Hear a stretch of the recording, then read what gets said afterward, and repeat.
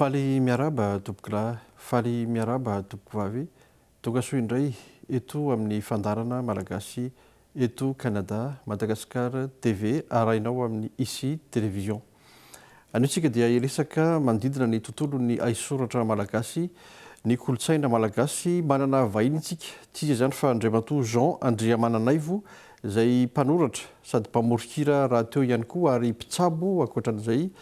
Faly miarabanao Andriamantoa Jean Andriamananaivo, tonga soa eto amin'ny Fandaharana Malagasy eto Canada. Dia faly miarabanao Andriamantoa Barandresy ary misaotra indrindra ny fanasana izay nataonareo tao amin'ny fahitalavitra, makasiraka indrindra tompoka ary ankoatr'izay koa dia miarahaba ireo mpieno maro be izay mpanaraka anareo, dia miraso sy pirary ny atsara indrindra tompoko.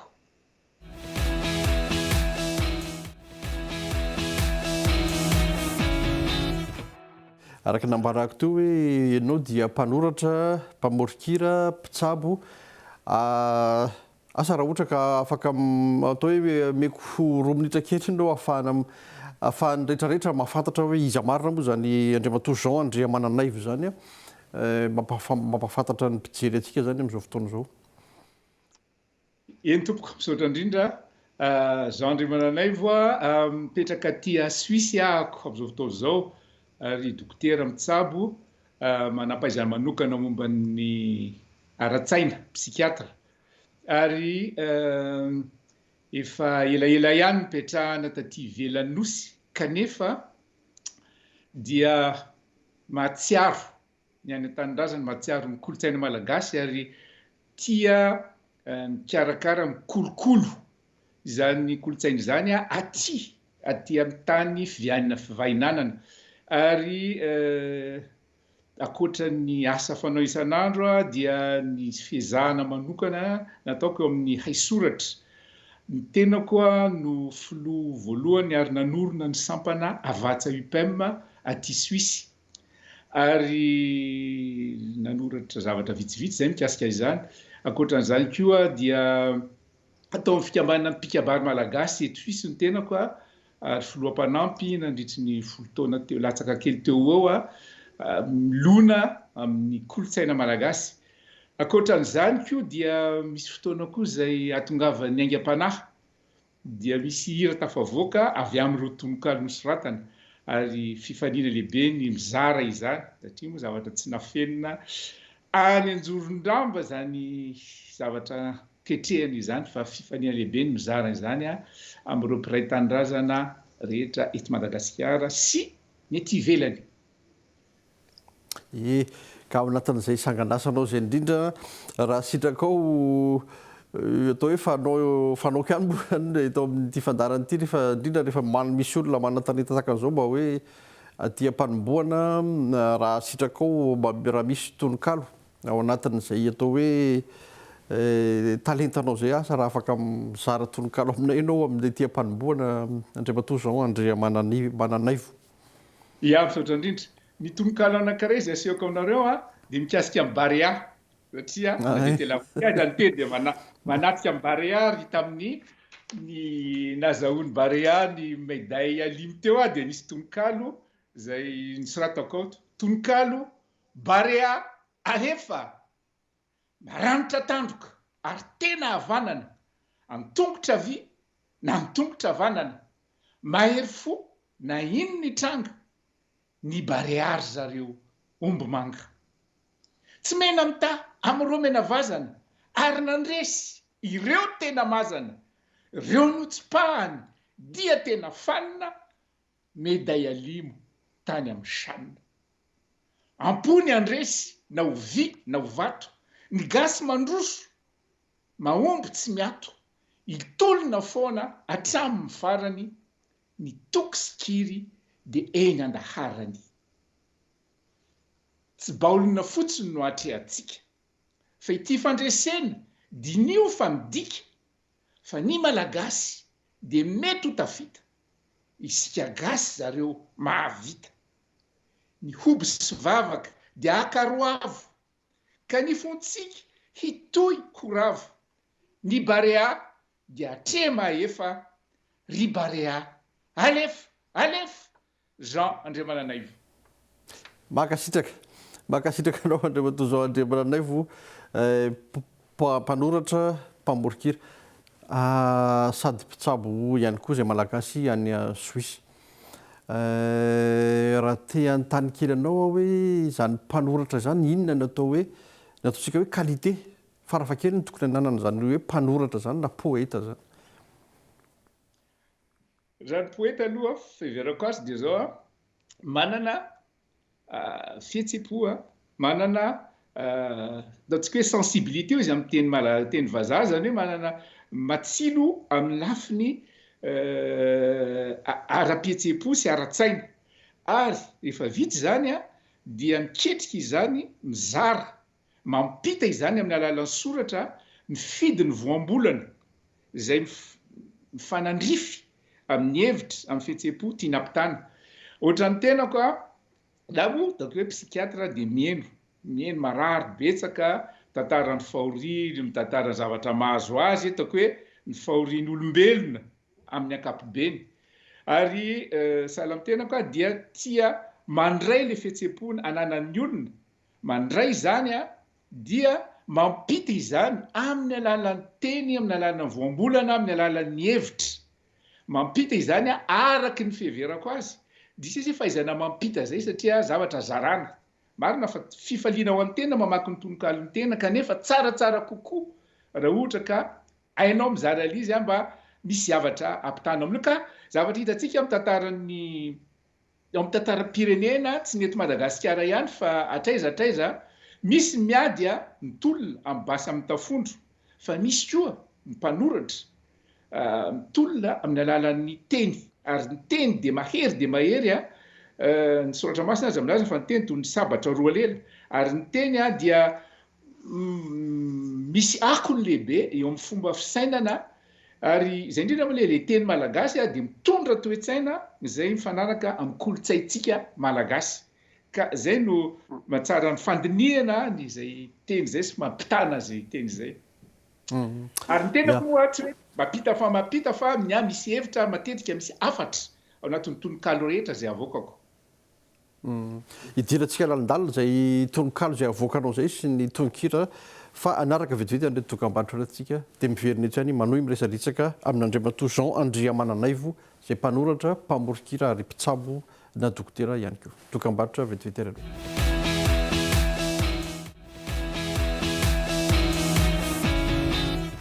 Andriamatoa Jean Andriamananaivo, matetika ny mpanoratra dia manana an'ilay atao hoe signaturany na ny atao hoe ataontsika hoe ny karazana endriky ny asa sorany, ianao manasokajy ny tenanao ho amina mpanoratra takitakan'ny ahoana no azo anasokajinanao zany. Zaho misy mpanoratra mamoaka zavatra tiany teneniny miresaka poeta zany resantsika, dia alefany tsy dia sindrarano loatra na ny gadona na ny rima, fa alefany arak'izay ao am-pony, tsara dia tsara izany. Zany ndray dia karazana ataontsika hoe poeta zay ataontsika hoe klasika araky ny mahazatra, ohatran'ny Rabearivelo, ohatran'ny hoe Jean Arvony, ohatran'ny hoe Goethe, ohatran'ny hoe Shakespeare, ohatran'ny hoe Victor Hugo, manaja ny rafitra, manaja ny gadona, manaja ny rima arak'izay azo atao. Ary eo amin'ny endrika ny ankamaroan'ny tononkalo soratako dia miezaka manaja an'izay zavatra, mampiasa teny tsotra zany hoe amiko ny tononkalo tsy natao hisavoan-danitra fa atao zavatra tsotra zay izarana ho azony olona rehetra, vao mihaino indray mandeha izy dia azony hoe inona ty mpanoratra ity hosoratana. Ka miezaka arak'izay azo atao manao zavatra tsotra, mora azo, mipetraka, ary tsy dia mandeha misavoan-danitra loatra ohatran'ny poeta fa tena mitombona eto ambonin'ny tany fa dia mizara amin'ny fomba tsotra. Zay amin'izay hoe mitombona sy mipetraka tsara zay amin'izao fotoana manko ohatran'ny hoe amin'ny fiazakazaka ny fiarahamonina somary ohatran'ny efa adino zany hoe poeta zany, Ianao ve mahatsapa hoe mbola ilainy zany hoe poeta zany amin'izao vanim-potoana iainantsika zao satria somary ohatrany hoe efa manjaka ny tontolon'ny kapitalista, ny resaka siansa, aiza ho aiza ny toeran'ny poeta eo amin'ny fiarahamonina amin'izao fotoana zao? Fahitako azy ny poeta aloha voalohany indrindra dia manana fahatsilohan-javatra ataontsika eo amin'ny fihetsem-po matsilo kokoa noho ny ankamaroan'ny olona, rehefa mahazo an'izay izy dia mahay mampita an'izay, manodina izay amin'ny alalan'ny teny, amin'ny volanana ataony mba azava sy ampianaka. Zao zavatra miseho dia amin'izao civilisation iainantsika zao dia civilisation zavatra tsotra, zavatra mora, zavatra tsy ilaina eritreritra, fa dia tonga amin'izao ka matetika ny olona tsy dia tia mieritreritra mitady zavatra lalina loatra, kanefa araka ny fiheverako azy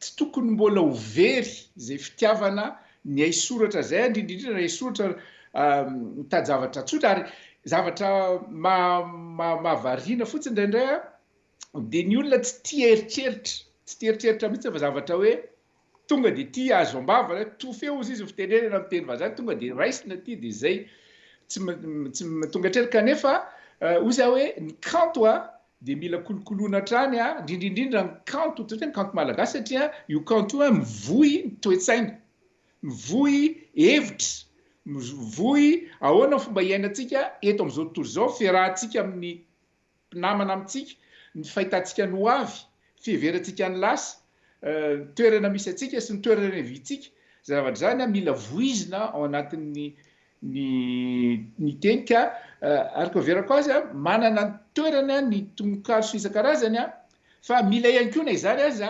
mifandраika amin'ny lokotany sy ny zavatra iainana amin'izao fotoana zao. Ary ankamaroany lokotany amin'izao fotoana zao moa dia hoe aingana, vita, tsotra, fa tsy mieritreritra loatra firy ny olona, ka ezahana arak'izay azo atao ny amoakany zany araka ny fiheverako azy, fa zany izy manana toerana hatrany eo amin'ny kolotsaina ny aisoratra, indrindrindrindra koa ny tononkalo.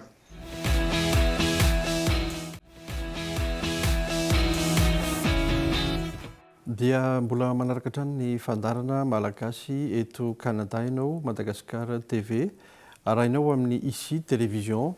Araka nambara hatrany am-boalohany zany dia vahiny amin'ity androany ity Andriamatoa Jean Andriamananaivo, ary miresadresaka manodidina ny tontolony atao hoe aisoratra, ny kolotsaina, ny soatoavina malagasika.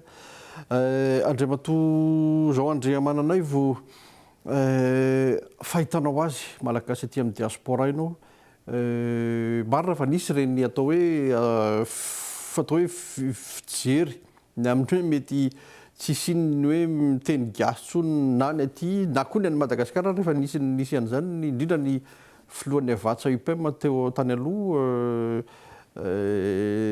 ahoana ny fijerinao ny hoavana zany hoe teny malagasy zany amin'ny tsika diaspora malagasy?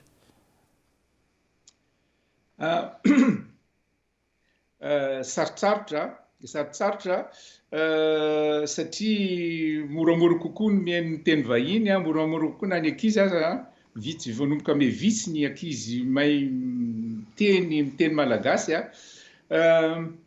kanefa na dia sarotsarotra aza ataoko hoe tokony tsikivy ny mampita sy ny mampiseho ny aty amin'ny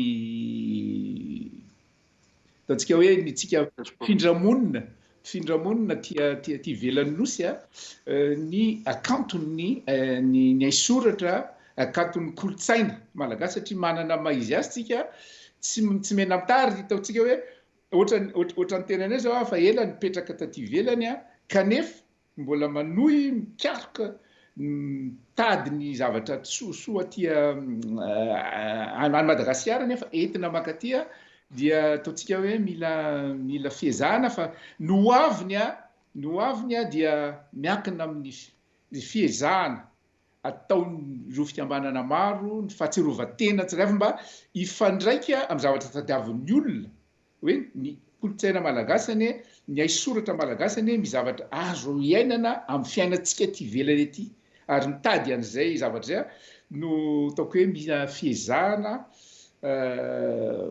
fa taoko hoe tsy moramora ary mbola tolona le izy mbola tolona.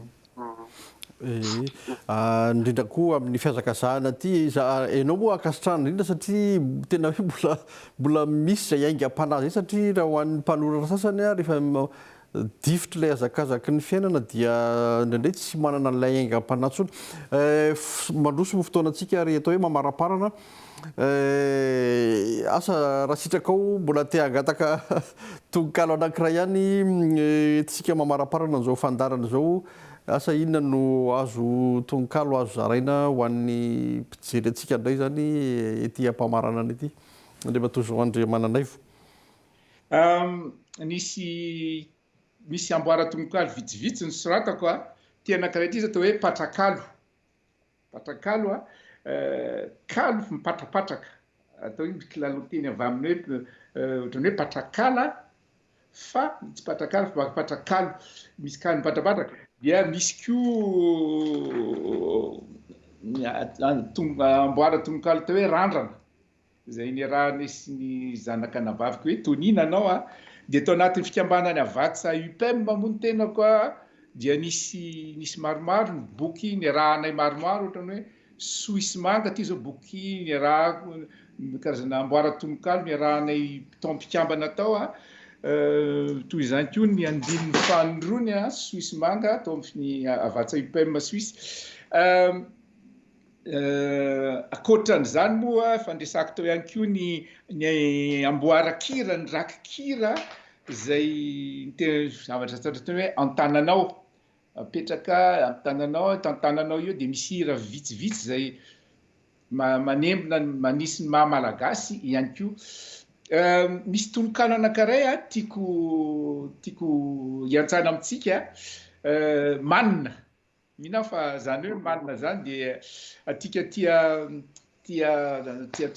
pitan-dranomasina mahatsiaro an'izany manina toy izao le toy hoe manina ombo manga miakatry merina ka mitsinjo ny rahona andrefana ny tsiaro injao mitamberina ka niahatra sisa sesefana toakanga latsaka ankova fa ny saina any akaratra ihany ny fitiavana ny any tsy miova fa manembona lasa vinany akoho maneno an-tsena tsy angetsana na adalàna na mamiratra izay jerena hafa ihany ny tany ny alàna malagasy ivelan'ny riaka ary ngoma ny tany ny tena misy ihany ny soa mibalika fa ny hanina tsy hay fefena olombelona mandiny tany navariana aza indraindray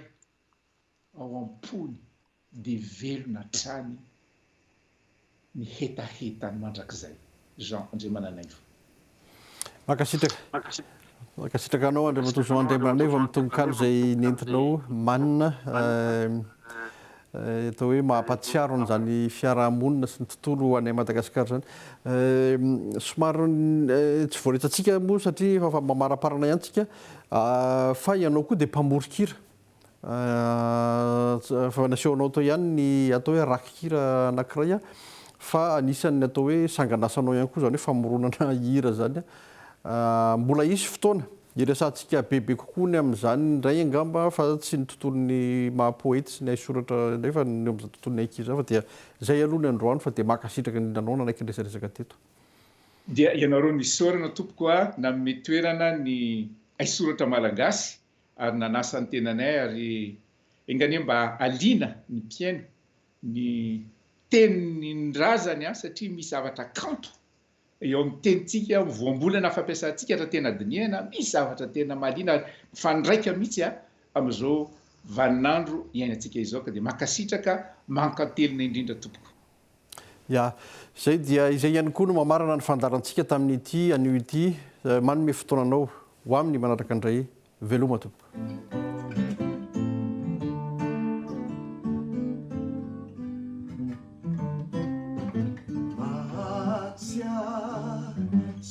Zao ka manembona mafy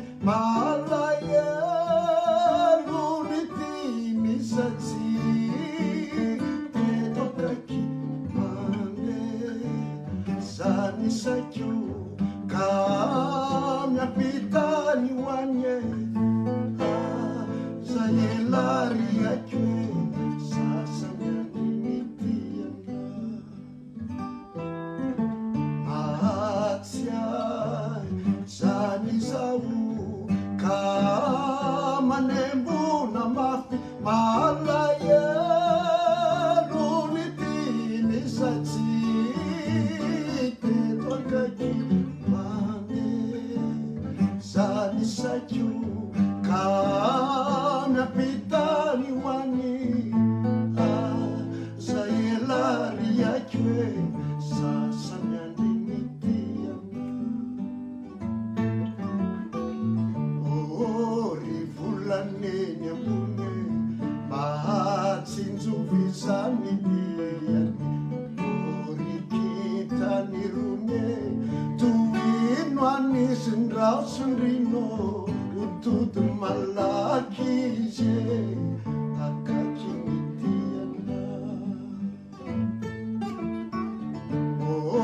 ry volaneny ambony mahatsinjovy zany diany ry kitany rone toino anisy ndraosonrino utudun malaky izy akaiky mitiana